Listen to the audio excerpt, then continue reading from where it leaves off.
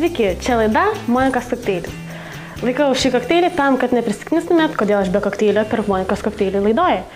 Tai va, tema pirma būtų pavydas. Pavydo yra formų keletą. Vieni pavydi meilės, kiti pavydi pinigų, šlovės, laimės ir dar treti pavydi papų. Taip, jeigu tu neturi papų ir pamatai merginą, kuri turi papus, tau jau negerai. Dėl pavydo žmonės tampa ne žmonėm ir pradeda kalbėti labai negražiai su keiksmažodžiais ir taip toliau. Bet vis tiek skaito ir žiūrim. Man neįdomu, tu esi neįdomus, tu nieko nepasiekęs, bet vis tiek aš apie tai skaitau ir domiuosi ir žiūriu, ką tu darai. Norėčiau atkreipti dėmesį, kad visada žmonės, kurie nepavydi, visą laiką būna be nuotraukos, be vardo ir galbūt be galvos. Dažniausiai būna negražus, be dantų ir be akių. Niekada žmogus kaip Marijonas ar Mikutavičius niekada nekomentuos. Kodėl jie niekada nekomentuoja? Dėl to, kad jie gyvena laimingą gyvenimą ir turi savo gyvenimą, o ne gyvena kitų. Kaip darote jūs? Nesakau apie visus, bet yra dalis. Ko žmonės man gali pavydėti?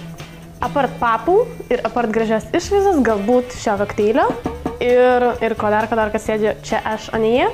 Viskas yra gražiais keliais. Tikrai nėra per kažką kažkur. Tiesiog žmonės manim domisi labiau negu jumis.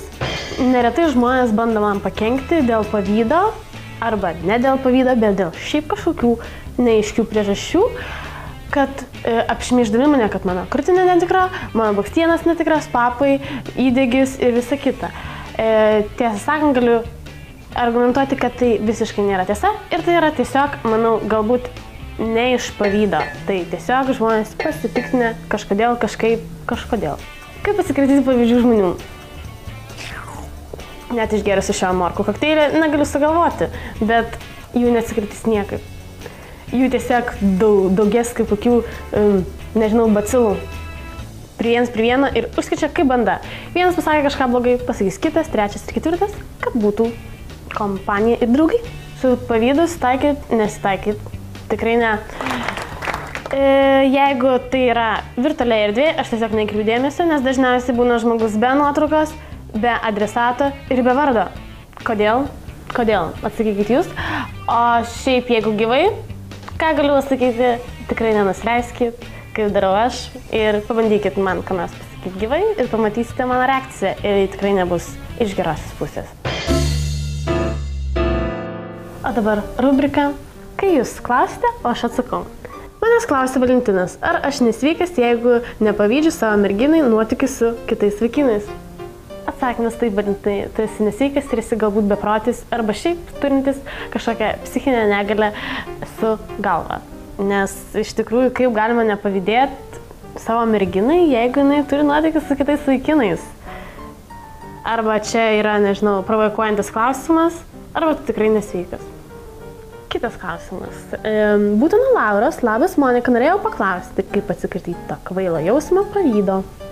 Net nežinau, nepasakyčiau, kad jausmas pavydas kartais yra kvailas. Kartais jis kaip tik yra labai sveikas ir reikia jį parodyti, jeigu tai yra jūsų asmeniniuose santykiuose, kalbant tarp merginos ir vaikino. Kaip atsikratyti, susirasti daugiau veiklos, kuri tave džiugina.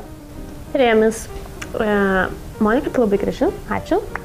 Ką galėtum padaryti iš pavydo, tik nesakyk, kad nepavydi. Na ir aš turiu pavydo gaidelę, bet aišku, manau, tai yra sveikas pavydas, jeigu pavydi antros pusės, mylimo žmogaus. Tai va, dėl to aš kavočiau ir nagais dantim, jeigu prilystų prie mano mylimos antros pusės. Šiandien tiek, kita tema būtų pramogų pasaulis. Ir galite klausti klausimų portale lrytas.lt. Ieškokite manęs kažkur šonuose, skraido reklamėlės, klauskite klausimų Monikos Štutės per Monikos kokteilis. Iki malonaus.